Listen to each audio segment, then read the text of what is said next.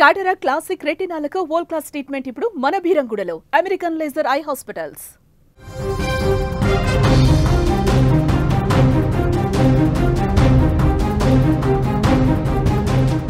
Pakistan versus India మరొకసారి cricket match ఆడబోతుంది.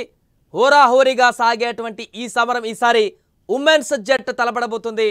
World కప్లో జరగబోతున్నటువంటి కీలక పోరులో భారత్తో పాకిస్తాన్ తలపడబోతుంది. ఈ నేపథ్యంలో ఇక్కడ భారత ఉమెన్స్ టీం కీలక నిర్ణయం తీసుకుంది. వీరు కూడా పాకిస్తాన్ ప్లేయర్స్కి సెకండ్ ఇవ్వవద్దనేటువంటి ఒక నిర్ణయానికి వచ్చారు. తాజాగా జరుగుతున్నటువంటి మహిళల వరల్డ్ కప్ 2025లో భారత మహిళల క్రికెట్ జట్ ఈ నిర్ణయాన్ని ప్రకటించింది. పాకిస్తాన్తో ఆడబోయేటువంటి మ్యాచ్ల విషయంలో కీలక ప్రకటన తాజాగా చేసింది.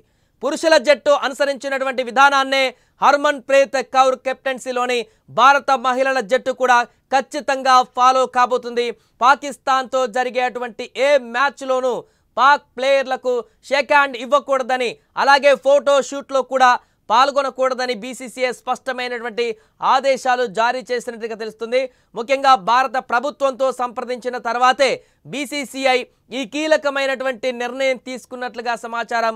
ఇరు దేశాల మధ్య నెలకొన్న ఉద్రిక్త పరిస్థితుల నేపథ్యంలో క్రికెట్లో కూడా ఎటువంటి ఫార్మాలిటీస్ అవసరం లేదని భారత్ తేల్చి చెప్పేసిందట. దీంతో మరొకసారి భారత పాకిస్తాన్ మధ్య జరిగేటువంటి క్రికెట్ మ్యాచ్కి సంబంధించిన అంశం ఇప్పుడు వైరల్గా మారబోతుంది.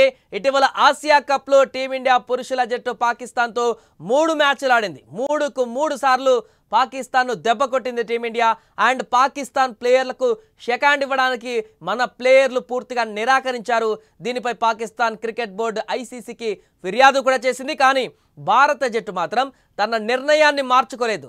మహిళల జట్టు కూడా ఇప్పుడు అదే విధానాన్ని కొనసాగించబోతుంది.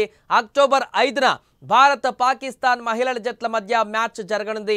ఈ మ్యాచ్కు శ్రీలంకలోని కొలంబో వేదిక కాబోతుంది. అయితే ఇక వరల్డ్ కప్లో భారత్ ఆడే ఏ మ్యాచ్కు కూడా పాకిస్తాన్ ప్లేయర్లను మన దేశంలోకి అనుమతించడం లేదు. పాకిస్తాన్తో జరిగే ప్రతి మ్యాచ్ కూడా శ్రీలంక వేదికగానే జరగనుంది. మ్యాచ్ ఆరంభంలో టాస్ సమయంలో ఇచ్చే షేక్ హ్యాండ్ కానీ, మ్యాచ్ రెఫరీతో జరిగే ఫోటోషూట్ కానీ, మ్యాచ్ ముగిసిన తర్వాత ఇరు జట్ల ఆటగాళ్ల మధ్య జరిగే షేక్ హ్యాండ్లు కానీ ఈసారి ఉండవని కూడా బీసీసీఐ సీనియర్ అధికారి ఒకరు మీడియాకు ఇండైరెక్ట్గా హింట్ ఇచ్చినట్టుగా తెలుస్తుంది. దీంతో మరొకసారి షేక్ హ్యాండ్ అంశం అనేది వార్తల్లోకి రాబోతుంది. ఎల్లుండి అక్టోబర్ 5న ఈ మ్యాచ్ జరగబోతుంది. దీంతో ఆ రోజు ఎలాంటి నిర్ణయం తీసుకుంటారు, ఏ రకమైనటువంటి దృశ్యాలను మనం చూడాల్సి వస్తుంది టీవీ వేదికగా అనేది ఆసక్తికరంగా మారింది. అంతేకాదు గత ఆసియా కప్లో భాగంగా అక్కడ పాకిస్తాన్ ప్లేయర్స్ గ్రౌండ్లో చేసినటువంటి సంజ్ఞలు, అక్కడ వారు చేసినటువంటి దుశ్చర్యల పైన కూడా తీవ్రస్థాయి విమర్శలు వచ్చిన సందర్భాన్ని మనం చూసాం.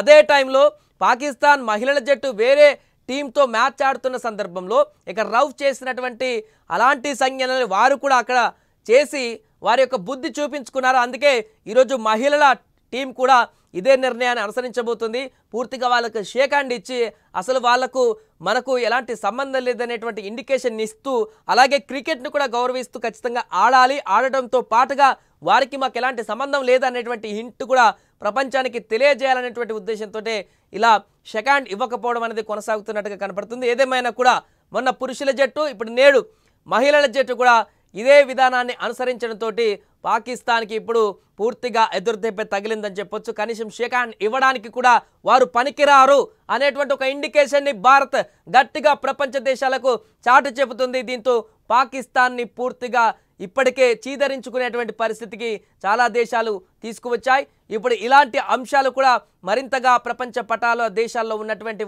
వాటన్నిటికీ కూడా తేటతెల్లం కాబోతున్నాయి. భారతదేశం ఇంత హీనంగా వీళ్ళని చూస్తుంది. వారు పాకిస్తాన్ ఎన్ని అవకాశాలు ఇచ్చినా కూడా మనపైన ఏ రకంగా దుశ్చర్యలకు పాల్పడుతున్నారు, మనపైన ఎలాంటి హింసకు పాల్పడుతున్నారు, మనపైన ఎలాంటి నక్క బుద్ధి చూపిస్తున్నారో వీటన్నిటిని ఓర్చుకున్న భారత్ ఈరోజు డైరెక్ట్గా ఇక నుంచి పూర్తిగా ఓర్పుతో కాదు నేర్పుతో ముందుకు వెళ్తామనే ఒక ఇండికేషన్ ఇచ్చినట్టుగా కనపడుతుంది.